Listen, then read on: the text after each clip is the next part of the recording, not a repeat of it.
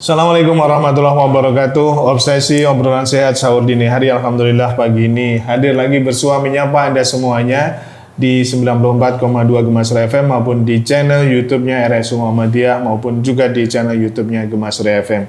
Semoga kesehatan tetap Anda rasakan, tetap Anda bisa nikmati sehingga semuanya saja doa saya bisa menjalankan ibadah puasa Ramadan ini dengan sebaik-baiknya.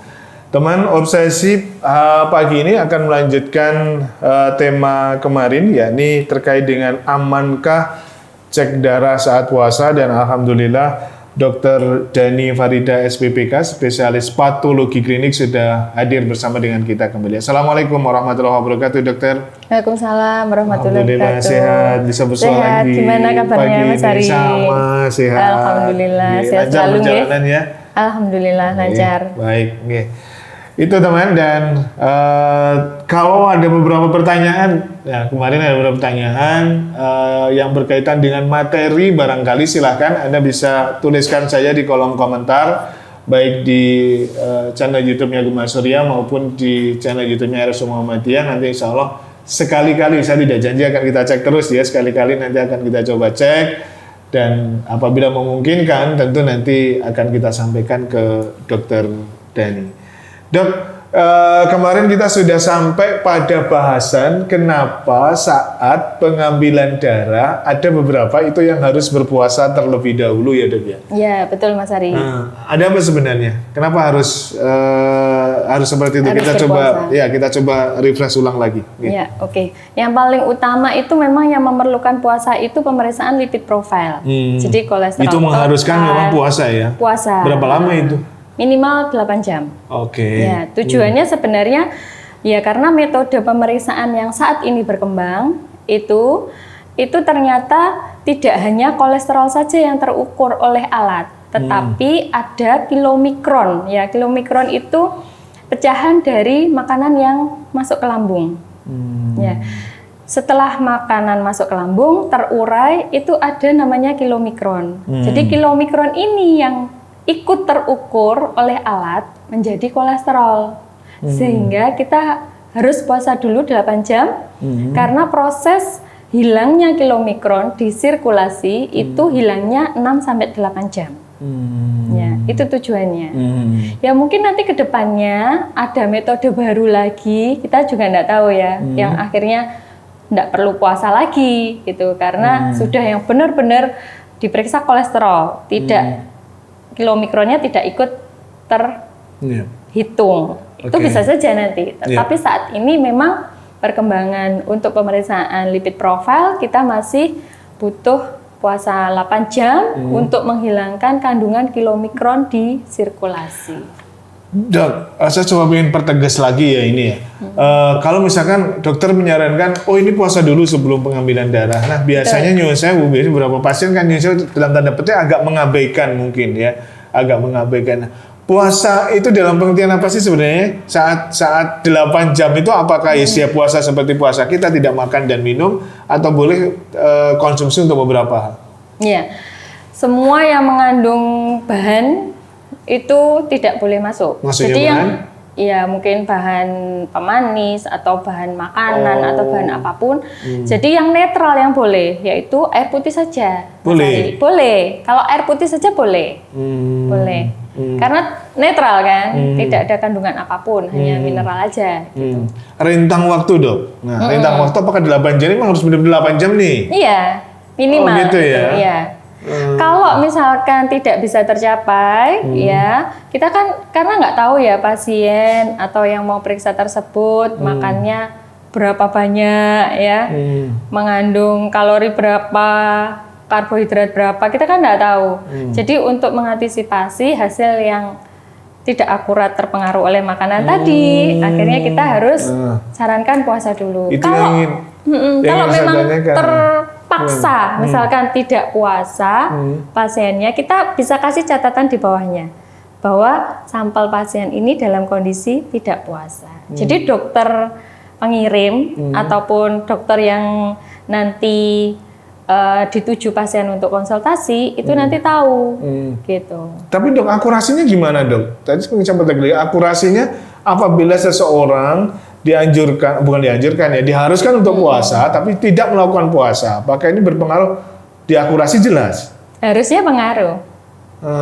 Harusnya pengaruh. Kalau kita perlu kasih catatan kalau misalkan itu catatan nanti bisa, mohon maaf itu catatan itu bisa mempengaruhi hasil atau catatan itu catatannya di bawah hasil. Oh. Di bawah hasil laboratoriumnya tersebut. Dok, biasanya kenapa sih ngambil darah itu nyun sewu ini? Di teman-teman itu mesti pagi utuk-utuk yang saya tidak tahu. Apa itu? Itu Kenapa biasanya itu untuk dilakukan? monitoring. Untuk monitoring biasanya di rumah sakit kan maksudnya? Iya, masih di rumah sakit. Untuk monitoring. Biasanya dokter itu visite itu kan siang ya. Nanti diadvis ditulis tuh sama dokternya. Misalkan pemeriksaan ulang darah rutin misalkan atau pemeriksaan ulang fungsi liver gitu. Itu dilakukannya besok biasanya. Perintahnya hari ini, dilakukannya besok. Kenapa harus pagi bener maksud saya gitu, Dok? Ya mereka biar sebenarnya tidak ada ya sesuai jadwal aja. Oh, menyesuaikan jadwalnya dokter. Menyesuaikan jadwalnya pengambilan. Oh, pengambilan. Ya. Oh, tapi sebenarnya tidak ada problem ya diambil pagi, siang, sore, malam, asalkan ketentuan-ketentuan dijalankan nggak masalah. Nggak apa-apa. Katakanlah puasanya mulai pagi hari, diambil darahnya sore, itu nggak masalah. Ya enggak, ya 8 jam itulah.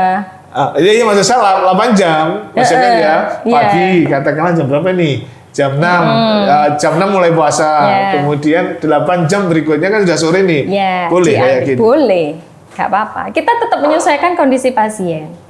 Untuk pemeriksaan rutin, untuk pemeriksaan organ, fungsi organ itu biasanya kita sesuaikan kondisi, kita sesuaikan dengan advisnya dokter. Tapi perlu diingat juga ada beberapa pemeriksaan yang ada jam-jam tertentunya, Mas Ari. Oh ada? Ya, itu terutama di hormon. Ya, terutama di hormon. Kalau contohnya ya hormon serotonin, ya. Itu sekresinya di sirkulasi itu hanya pagi jam 7 sama malam jam 10. Jadi kita harus sesuai jam sekresinya hormon. Kita sebutnya diurnal ya. Jadi ada siklus tersendiri untuk keluarnya hormon. Dan itu di jam-jam tertentu itu ya? Tertentu, ya. Tapi kalau untuk pemeriksaan rutin itu tidak ada seperti itu. Jadi waktu kapanpun sesuai kondisi pasien, sesuai kebutuhan atau indikasi pasien. Nggak apa-apa. Kalau saat berpuasa kayak gini, memang ada yang perlu dipersiapkan nih sebelum pengambilan darah bagi seseorang? Ada nggak ini? Nggak ada sih ada kayaknya. Ya? Iya. Yang penting datang aja gitu. Iya. Insya Allah ya dijaga mentalnya lah. Tapi ngapain sih sebenarnya kayak gitu? Saya sendiri juga sebenarnya saya nggak takut sih, tapi memang ada ya beberapa yang takut. Ada. Di tempat sampling kalau kita itu siapkan tabung oksigen. Kalau sewaktu-waktu ada kejadian gitu. Paling enggak kan pertolongan pertama kita kasih oksigen. Dok, saat pengambilan memang kayaknya nyuwun pangapunten nih. Ada yang rasa-rasanya susah banget.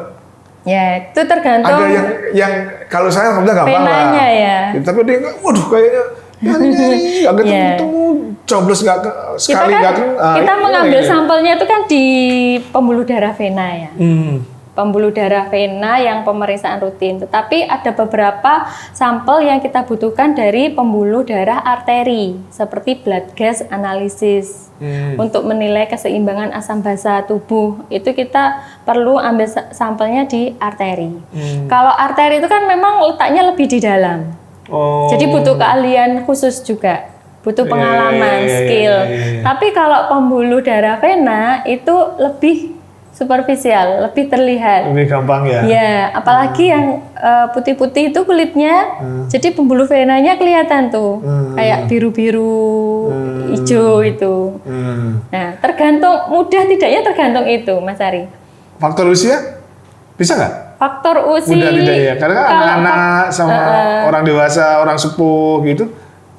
Ada nggak pengaruhnya? Kalau faktor usia lebih ke elastisitas kulit aja sih. Kalau mungkin dewasa intak ya, jadi kenyal ya, intak. Jadi fiksasi dikit aja kita sudah tujuan kita nusuk venanya udah tepat. Tapi kalau pada usia lanjut, lansia itu elastisitas kulitnya yang agak kendor ya. Jadi kita fiksasinya harus benar-benar lebih fiksasi lagi supaya saat nusukkan jarum untuk kena venanya itu bisa lebih tepat. Perlu kalian ya dok. Perlu kalian. Gitu ya, memang ya. Iya. Kalau pada lansia biasanya gitu, kan agak kendor kan kulitnya ya. Betul. Jadi Biasanya, fiksasinya harus lebih ekstra. Iya. Nah itu teman, sesi pertama insya Allah di pagi hari ini di obsesi obrolan sehat sahur dini hari masih bersama dengan Dr. Dani Farida, spesialis patologi klinik dari RSU Muhammadiyah Ponorogo. Nah masih ada banyak hal sebenarnya yang akan coba kita tanyakan dengan Dr. Dani Farida di pagi hari ini dok ya. Di antaranya yang sekarang menjamur di masyarakat itu kan adalah pemeriksaan-pemeriksaan yang bersifat mandiri ya dok ya. Nah itu nanti dari sisi patologi klinik seperti apa nanti barangkali kita akan coba lebih dalami lagi. Anda tetap bersama di Obsesi Obrolan Sehat Sahur Dini Hari, didukung sepenuhnya oleh RSU Muhammadiyah Ponorogo.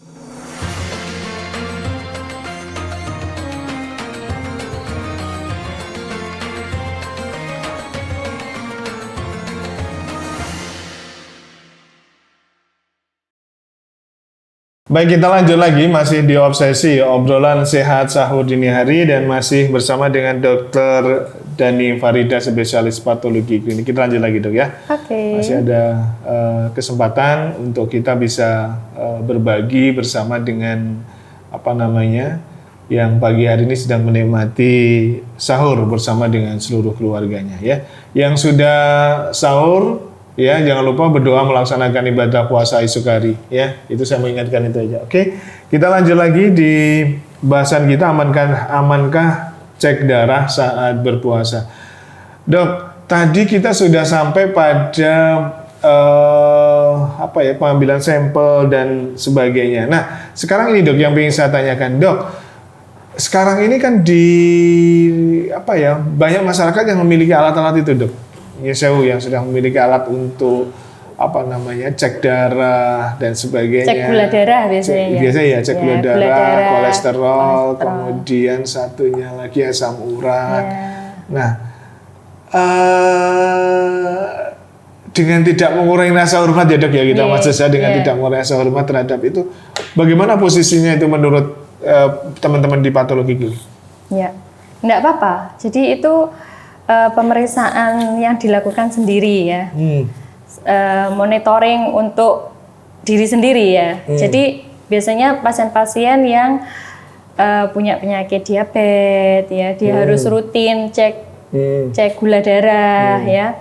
Itu biasanya malah sudah memiliki, dianjurkan memang punya di rumah untuk pemeriksaan sendiri ya.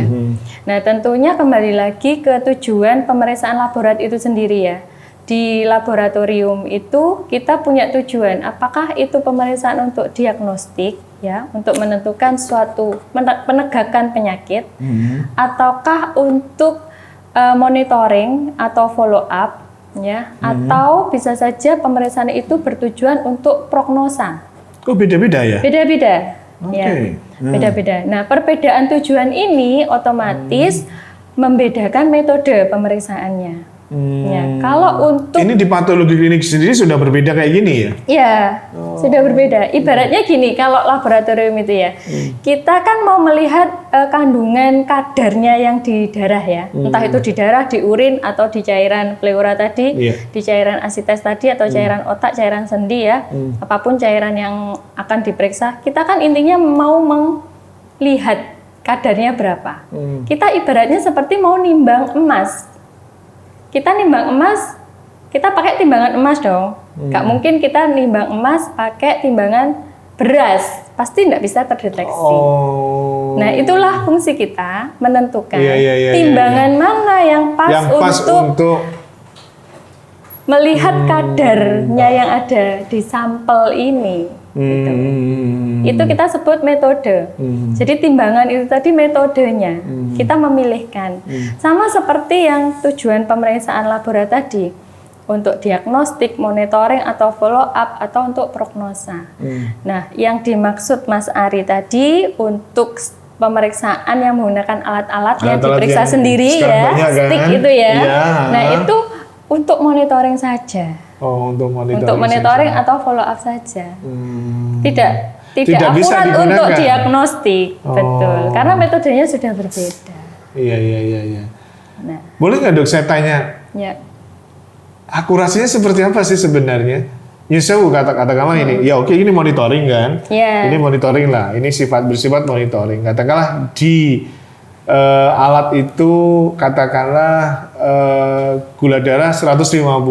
Nah, mohon maaf ini dengan tidak mohon kalau boleh dijawab, kalau enggak juga nggak apa-apa ini. Nah, saya pengen akurasinya seperti apa yang kayak gitu? Meski ini untuk monitoring. Kita ini kan yang stick maksudnya. Iya, ini kan menjadi catatan kita kan. Akhirnya kan menjadi catatan kita. Bahkan beberapa dokter sekarang sudah menanyakan juga kan, dikontrol nggak di rumah? Oh, dikontrol berapa? Nah, itu kan akhirnya sudah menurut saya sudah lebih dari monitoring akhirnya gitu. Nah, seperti apa, Dok?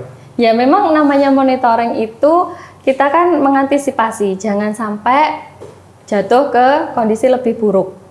Atau mungkin bahkan muncul komplikasi ya, sehingga perlu monitoring. Karena kalau diabetes itu paling tidak 1 bulan sekali periksanya, ya.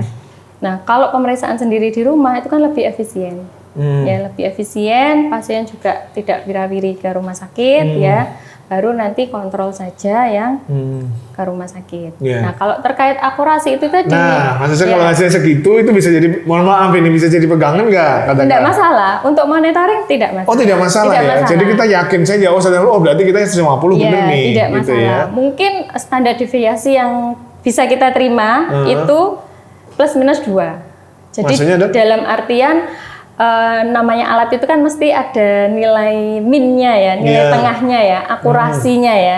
Nah, selama itu hasilnya masih di bawah min 2 atau plus 2, kita masih bisa nerima. Dari min-nya tadi itu, standar deviasi. Pasti ada. Katakan misalkan 150 ini, ada range-nya gitu nggak? Iya, ada plus minusnya. Mungkin nggak banyak tapi nggak sampai 10%, nggak sampai. Mungkin 0,2, 0,3 gitu.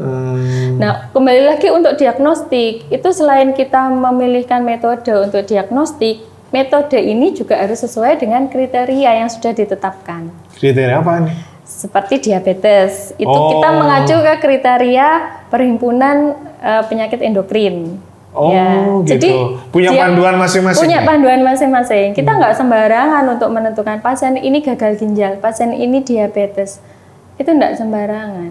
Jadi sudah ada kriteria tersendiri yang sudah ditetapkan dan itu berlaku di semua layanan rumah sakit. Oke, saya ulang lagi teman-teman. Jadi kalau alat itu insya Allah safe lah, karena posisi kita, tujuan kita itu adalah untuk monitoring. Betul. Ya. Jadi tidak ada keraguan di sana. Saya sebelumnya termasuk yang mohon maaf agak sedikit ragu di sana. Gitu ya. Kembali lagi ke monitoring ya. Kalau memang ditemui hasil yang tidak normal dari hasil pemeriksaan dengan monitoring metode ini ya, perlu tindakan lebih lanjut. Oh, siap. Jadi posisinya seperti itu ya. Iya. Oh, mantap. Benar enggak? Ini memang enggak normal gitu. Kita perlu antisipasi tindak lanjutnya seperti itu. Betul. Ya, tidak langsung percaya gitu enggak loh ya. Tetapi ya itu tadi mengantisipasi apakah memang ada istilahnya selisih akurasi tadi itu dengan yang metode yang sebenarnya, itu kita perlu tindak lanjutnya di situ. Iya, nah ini berarti posisinya barangkali bisa lebih clear lagi ya dok ya. Kalau misalkan di alat-alat kita itu hasilnya adalah abnormal, katakanlah mungkin ketinggian atau kerendahan kayak gitu, sebaiknya memang ada pemeriksaan yang lebih lanjut lagi. Di rumah sakit juga ada pemeriksaan stick. Ya kita namanya POCT ya, Point of Care Test namanya. Iya. Oh, di rumah sakit juga ada ya. Di ruangan-ruangan itu juga sudah ada karena untuk memudahkan itu tadi, memudahkan pelayanan pada pasien. Jadi langsung bedside ya, onset di di pasien. Tetapi kalau di rumah sakit itu kita perlu kontrol. Ya, jadi ada cairan tersendiri untuk mengkontrol alat itu tetap akurasinya sesuai harapan kita, masuk range normal kontrolnya atau tidak. Itu ada. Tapi kalau pasien-pasien yang ada di rumah nggak sejauh itulah, nggak sampai kontrol kayak gitu. Nah, sekarang yang terakhir nih, di RSU Muhammadiyah kayak apa ini? Jadi tadi kemarin sudah kita coba bongkarlah sedikit, tetapi barangkali bisa lebih detail lagi seperti apa patologi klinik di RSU Muhammadiyah atau laboratorium di RSU Muhammadiyah. Spesifikasinya barangkali atau mungkin, wah ini sudah ada sertifikasi ya kayak gitu deh? Ya ada. Kita kalau setiap rumah sakit pasti sudah ada akreditasi dari lembaga akreditasi yang sudah ditetapkan pemerintah. Kita sudah lulus akreditasi salah satu unitnya laboratorium. Seluruh problematika medis sudah bisa ditangani sendiri atau kata seperti itu di RSU Muhammadiyah? Jadi kalau pelayanan saat ini di laboratorium RSU Muhammadiyah Ponorogo itu meliputi pelayanan rutin, ya tadi yang sudah kita bahas sedikit ya. Jadi kita kategorikan dulu patologi klinik dan juga patologi anatomi. Anatomi tadi ya. Nah, untuk patologi klinik kita ada pelayanan rutin tadi ya, mulai pemeriksaan darah lengkap, urin lengkap, kemudian feses lengkap juga ada, pemeriksaan fungsi hati, fungsi ginjal, ya. Kemudian pemeriksaan hormon itu kita ada pemeriksaan hormon tiroid, kemudian pemeriksaan elektrolit itu juga masuk rutin, pemeriksaan infeksi kita ada HBsAg untuk hepatitis B, ada anti HAV untuk hepatitis A, ada anti HCV juga untuk hepatitis C, kemudian ada sifilis juga, dan yang terbaru paling baru itu ada pemeriksaan untuk leptospira, penyakit leptospirosis. Nah, ada lagi nih layanan darah juga. Kita sudah punya bank darah rumah sakit. Jadi pelayanan darah, pasien-pasien yang memerlukan transfusi darah tidak perlu lagi langsung ke PMI, tetapi kita sudah punya bank darah rumah sakit, kita stok darah di situ. Ada pasien yang memerlukan transfusi, kita lakukan pemeriksaan di situ. Mohon maaf, basisnya di mana ini? Basis darahnya, Dok? Apanya? Basis darahnya dari mana? Stok dari UTD, darahnya? Dari UTD. Oh, tetap kita kerjasamanya dengan UTD PMI. UTD PMI, tapi kita sudah punya alat penyimpanannya. Iya, jadi pasien tidak harus langsung ke UTD apabila memerlukan transfusi darah. Ya. Untuk patologi anatomi, kita sudah ada FNAB, pap smear, kemudian ada sitologi cairan, dan yang nanti bulan depan insya Allah nanti ada histopatologi. Ya, jadi untuk melihat apakah ada keganasan ya atau tidak, kanker ya ini ya. Ya, itu di histopatologi anatomi. Oke. Ya, kurang lebih seperti itu. Ya. Nah, setelah ini nanti kalau misalkan ada banyak penonton yang pengen ketemu Dokter Diani gimana? Bisa, langsung menghubungi laboratorium RSU Muhammadiyah Ponorogo. Oh gitu ya? Ya. Bisa ya? Bisa. Oke, jadi silahkan kalau pengen konsultasi loh, Dok? Konsultasi boleh. Tanya-tanya boleh. Boleh. Oke, seperti pagi ini ya. Jadi silahkan Anda bisa ke patologi klinik, istilahnya apa? Laboratorium. Instalasi laboratorium patologi klinik di RSU Muhammadiyah Ponorogo. Dokter Diani, matur sembah nuwun Dok, sudah terima kasih 2 malam loh menemani saya. Mohon maaf meninggalkan keluarga ini pagi ini ya, alhamdulillah. Tapi semoga tetap sehat lah. Sehat terus Mas Ari. Baik. Terima kasih. Dan teman, terima kasih Anda sudah bersama di Obsesi Obrolan Sehat Sahur Dini Hari dan tetap didukung sepenuhnya oleh RSU Muhammadiyah Ponorogo yang mudah, nyaman, dan islami. Sekali lagi jangan lupa juga buat Anda semuanya yang mungkin ketinggalan mendengarkan ini lewat konvensional media kita, silakan Anda bisa lihat di channel YouTube-nya Gemasri FM dan RSU Muhammadiyah. Selamat pagi dan assalamualaikum warahmatullahi wabarakatuh.